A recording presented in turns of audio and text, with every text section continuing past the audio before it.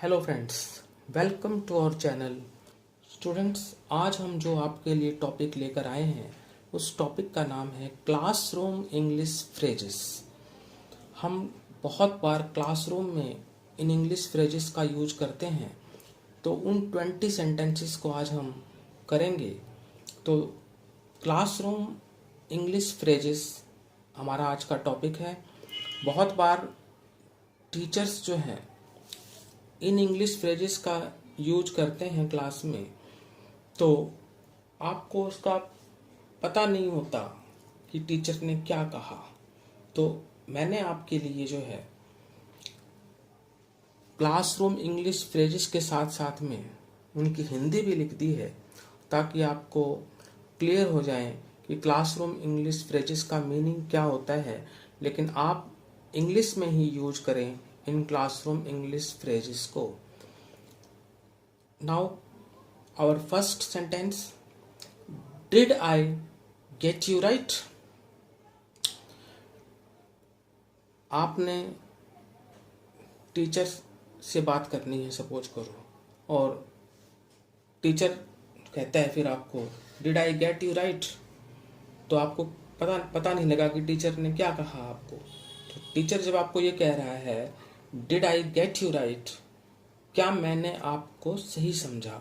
जब भी हम क्लासरूम में सेंटेंस यूज करते हैं, आप आपस में भी बात कर सकते हैं इस तरह से, did I get you right. तो did I get you right का मतलब होता है क्या मैंने आपको सही समझा, यानी जो बात आपने कही थी वो अगले ने सही समझी है क्या, तो उसको हम कहते हैं did I get you right. Now our second classroom English phrase is don't take it to your heart. बहुत बार हम कहते हैं don't take it to your heart. कई बार कुछ बात हो जाती है और हम उसके बारे में बार बार सोचते रहते हैं, तो उसको लिए इंग्लिश में हम कहते हैं don't take it to your heart. तो उस बात को अपने दिल से मत लगाओ। तो don't take it to your heart का मतलब होता है इसे अपने दिल से मत लगाओ, यानी बात कुछ हो गई तो उसको मतलब भूल जाओ, उसके बारे में मत सोचो। तो बहुत बार सपोज करो टीचर ने आपको डांट दिया और आपने वो बात दिल से ले ली, तो हम उस स्थिति में क्या कहेंगे आपको कि don't take it to your heart, इसे अपने दिल से मत लगाओ। Now next, sorry I wasn't listening. मान लो कोई हमारे से कुछ कह रहा है और हम उसकी बात की तरफ ध्यान ही नहीं दे रहे, तो वो हमसे कहेगा कि भाई बताओ मैंने आपसे क्या कहा। सपोज करो टीचर ही आपको पढ़ा रहा है और आपका ध्यान उस तरफ है नहीं, तो आप फिर क्या रिप्लाई करेंगे उसमें, sorry I wasn't listening. Sorry, मैं सुन नहीं रहा था। तो माफ करना, मैं नहीं सुन रहा था। तो आपने अगले को सॉरी कह दिया कि सॉरी आई वॉजंट लिसनिंग। जब भी कोई मान लो आपसे कहे कि आपने क्या सुना जो मैंने कहा, तो आपका ध्यान था नहीं, तो आप उस स्थिति में क्या कहेंगे, sorry I wasn't listening. Next है हमारा फिंगर्स क्रॉस्ड। फिंगर्स क्रॉस्ड का मतलब होता है कि अच्छी चीज की उम्मीद करना, hoping for a good luck. बहुत बार हम सिर्फ इतना कह देते हैं फिंगर्स क्रॉस्ड, कईयों को पता ही नहीं होता कि फिंगर्स क्रॉस्ड का मतलब क्या होता है। तो फिंगर्स क्रॉस्ड को हम कहेंगे स्टूडेंट्स इंग्लिश में hoping for a good luck, और हिंदी में अच्छे भाग्य की आशा करना। Now fifth one, things happen don't worry. ये भी हमारा एक क्लासरूम इंग्लिश फ्रेज है, थिंग्स हैपन डोंट वरी। चीज़ें घटती हैं, चिंता मत करो। कई बार हमारे अनुकूल चीज़ें नहीं होती, तो हम कह देते हैं कि ऐसा नहीं होना चाहिए था, ये तो गलत हो गया हमारे साथ में। तो उस स्थिति में ये तो पार्ट ऑफ लाइफ है, चीज़ें अच्छी भी होती हैं बुरी भी होती हैं, लेकिन हमें जो है उन चीज़ों से, उन मुसीबतों से घबराना नहीं चाहिए। तो जब कोई चीज़ें घट जाती हैं तो हमें उसके बारे में चिंता नहीं करनी चाहिए। तो उसके लिए जो हम इंग्लिश फ्रेज यूज करेंगे वो करेंगे things happen don't worry. Now next one, sorry to bother you. बहुत बार हम ये सेंटेंस यूज करते हैं। कई बार मानो हमारे घर पर भी कोई गेस्ट आ जाते हैं तो वो भी मतलब कह देते हैं कि sorry to bother you, means तुम्हें परेशान करने के लिए क्षमा चाहता हूँ। ऐसे ही मान लो क्लास में आपको किसी से कुछ पूछना है क्वेश्चन अपने साथी से, तो भी आप उसके यही कहेंगे कि सॉरी टू बॉदर यू, भाई आपको परेशान करने के लिए क्षमा चाहता हूँ। तो ये इंग्लिश फ्रेज भी हम यूज करते हैं, सॉरी टू बॉदर यू। बहुत बार हम इंग्लिश में यूज करते हैं अगला इंग्लिश फ्रेज भी हमारा जो कि है please do me a favour. बहुत बार हम कहते हैं ये क्लास में भी, please do me a favour. आपस में भी आप बात करें तो इस तरह से कह सकते हैं please do me a favour. इसका मतलब ये है कि आपको कोई काम है और वो आप करवाना चाहते हैं, तो इंग्लिश में जो फ्रेज यूज करेंगे आप वो करेंगे please do me a favour, कृपया मेरा एक काम करो। तो इंग्लिश में आप कभी भी आपको कोई काम करवाना है तो जो आप यहाँ पर फ्रेज यूज करेंगे please do me a favour. अगला हमारा है आई will be back within a minute. बहुत बार हम आपस में भी बात करते हैं कि भाई मैं 1 मिनट में वापस आ जाऊंगा, अभी आया मैं।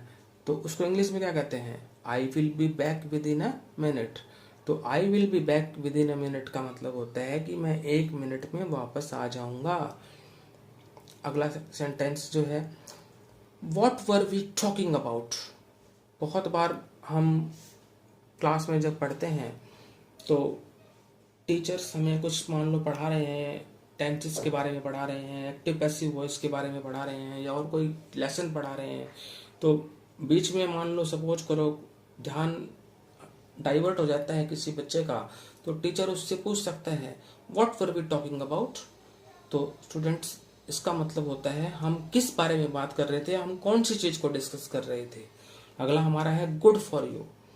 मीन्स कभी कोई चीज ऐसी हो जाती है जो कि टीचर को लगे कि अच्छा है, तो टीचर कहते हैं कि ठीक है ये तुम्हारे लिए अच्छा है, गुड फॉर यू। बहुत बार हम ये वर्ड यूज करते हैं गुड फॉर यू, तुम्हारे लिए ये अच्छा है। This is commonly use in classrooms, good for you. अगर आप अच्छा काम कर रहे हैं, अच्छे मार्क्स आपके आ रहे हैं, तो भी कहा जा सकता है आपको गुड फॉर यू, मीन्स तुम्हारे लिए अच्छा है। तो गुड फॉर यू का मैंने स्टूडेंट्स आपको बताया तुम्हारे लिए अच्छा है। Now proceeding further, cheer up. कई बार स्टूडेंट्स ने क्लास में अच्छा परफॉर्मेंस दी है तो उसका उत्साह बढ़ाने के लिए टीचर आमतौर पर ये फ्रेज यूज करता है चीयर अप। मीन्स उसका उत्साह बढ़ाने के लिए ताली बजाएं या उसको प्रेज करें। तो उसको चीयर अप का मतलब होता है स्टूडेंट्स उत्साहित होना, उत्साह बढ़ाना। नेक्स्ट आते हैं हम come on you can do it. Suppose a teacher ask student to come near the blackboard and solve the mathematical sum, and the student says that he is unable to do, yeah, he doesn't know how to solve that sum. Then the teacher motivates him by saying come on you can do it, चलो तुम कर सकते हो, means try करो, हो जाएगा तुम्हारे से। तो कम on you can do it आमतौर पर किसी भी स्टूडेंट का उत्साह बढ़ाने के लिए टीचर्स इन सेंटेंसेस का यूज करते हैं। और वैसे भी मोटिवेट करने के लिए हम इस इंग्लिश फ्रेज को यूज करते हैं कम on you can do it, ताकि उसको मोटिवेशन मिले और वो उसको कर सके, उसकी जो हेजिटेशन है वो दूर हो सके। Now next one, keep up the good work. Means आप अच्छा करते जा रहे हैं, हमेशा आप A+ मार्क्स लेकर आते रहे हैं और आपको इसकी प्रशंसा टीचर करता है ये कहकर कि keep up the good work, जिसका मतलब होता है अच्छे कार्य को बनाए रखो, यानी जो तुम्हारी परफॉर्मेंस है उसको मेंटेन रखो। नेक्स्ट है आई विल टेक्स्ट यू। कई बार मान लो टीचर्स आपको पढ़ाते हैं, उसके बाद भी आपके कोई डाउट्स रह जाते हैं या आपको कोई चीज़ समझ में नहीं आती, तो टीचर आपको ये कह सकता है कि भाई मैं आपको इसकी PDF भेज दूंगा, या मैं आपको इसके कोई मैसेज भेज दूंगा या मैं इसका आपको टेक्स्ट भेज दूंगा, तो आई विल टेक्स्ट यू का मतलब होता है कि मैं आपको टेक्स्ट मैसेज करता हूँ। तो आई विल टेक्स्ट यू का मतलब होता है कि मैं आपको मैसेज भेज दूंगा। Next one, you should go an extra mile. Means कुछ स्टूडेंट्स क्लास में बहुत ज़्यादा अच्छे होते हैं, कुछ मीडियम होते हैं, कुछ कमज़ोर होते हैं। तो आम तौर पर हम ये कह देते हैं कि जो बच्चे थोड़े से पढ़ाई में वीक होते हैं या मीडियम होते हैं कि you should go an extra mile. Means तुम्हें और ज़्यादा मेहनत की ज़रूरत है। If a teacher tells a student you should go an extra mile, that means he has to work hard to improve his performance, जिसे हम हिंदी में कहते हैं तुम्हें और ज़्यादा मेहनत की ज़रूरत है। Now next sentence, attend to me please. Suppose a teacher is teaching in the class and the student is not paying attention, then the teacher says to him, attend to me please, कृपया मेरी तरफ ध्यान दो। इसका मतलब होता है कि जो मैं पढ़ा रहा हूँ उस तरफ ध्यान दो, इधर उधर मत देखो, अपना जो माइंड है उसको डाइवर्ट मत करो। अटेंड टू मी प्लीज का मतलब होता है कृपया मेरी तरफ ध्यान दो। जब भी कोई स्टूडेंट का ध्यान नहीं होता पढ़ाई की तरफ, तो टीचर आमतौर पर ये सेंटेंस यूज करता है, अटेंड टू मी प्लीज। तो स्टूडेंट को ये ध्यान रखना चाहिए कि इसका मतलब होता है कृपया मेरी तरफ ध्यान दो। Next one, how long will you take to finish. Teacher ने स्टूडेंट को होमवर्क दिया हुआ है, तो टीचर उससे पूछ सकता है how long will you take to finish. तो स्टूडेंट को अगर मान लो इसका मीनिंग पता नहीं, तो स्टूडेंट इसका मीनिंग होता है तुम्हें इसे पूरा करने में कितना समय लगेगा, तुम इसे पूरा करने में कितना समय लोगे। तो टीचर आपसे पूछ रहा है कि ये मैंने आपको जो होमवर्क दे रखा है, क्लास वर्क दे रखा है, इसको पूरा करने में आपको कितना टाइम लगेगा, 10 मिनट, 15 मिनट, 20 मिनट। तो इसके लिए जो सेंटेंस होता है वो होता है how long will you take to finish, तुम्हें इसे पूरा करने में कितना समय लगेगा। नेक्स्ट है हाउ केयरलेस यू आर। जब मान लो टीचर ने होमवर्क दिया और वो बच्चा अगले दिन होमवर्क को करके नहीं लाया, तो टीचर उसको यही कहेगा हाउ केयरलेस यू आर, कितने लापरवाह हो तुम। तो अगर टीचर ने हमें ये कहा है कि हाउ केयरलेस आर यू, तो इसका मतलब ये होता है कि कितने लापरवाह हो तुम। टीचर ने हमें लापरवाह बोला है, लापरवाह को हम इंग्लिश में कहते हैं careless. Now next one, you are grown up now, तुम अब बड़े हो गए हो। कई बार हम देखते हैं कि जो स्टूडेंट्स 8th 9th में होते हैं वो भी मिस्चीवियस होते हैं, शरारत करते रहते हैं, एक दूसरे से झगड़ते रहते हैं। तो टीचर उनको समझाने के लिए ये फ्रेज यूज करते हैं कि you are grown up now, तुम अब बड़े हो गए हो। When a teacher says to us कि you are grown up now, तो हमें समझ जाना चाहिए कि टीचर हमें कह रहा है कि अब हम बड़े हो गए हैं, हमें समझदारी से काम लेना चाहिए, हमें शरारतें नहीं करनी चाहिए, हमें ये समझना चाहिए कि अब हम बच्चे नहीं रहे हैं। तो you are grown up now ये इसलिए कहा जाता है ताकि बच्चा समझ सके कि अब वो थोड़ा मैच्योर हो गया है और उसे इस तरह की हरकतें नहीं करनी चाहिए। नेक्स्ट है I am busy with my work.